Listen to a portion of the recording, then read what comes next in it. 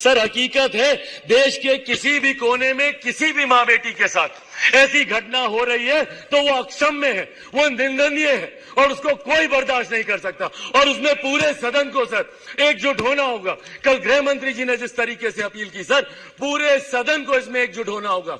इसमें आप आइसोलेट करके नहीं देख सकते कि जहां आपकी सरकार है वहां की घटनाओं को आप छुपाएंगे और जहां दूसरों की सरकार है वहां की घटनाओं को आप उठाएंगे। आपको चर्चा करनी होगी बंगाल पर, चर्चा करनी होगी आपको बिहार पर, चर्चा करनी होगी आपको राजस्थान पर, चर्चा करनी होगी आपको कर्नाटका पर।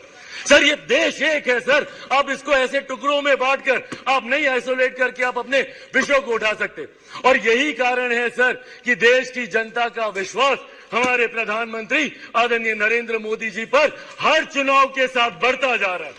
और वो दिन दूर नहीं सर, 2024 चुनाव सामने है सर। इसी में देख लीजिएगा 2014 से बड़ा जनादेश 18 में यही सारी बातें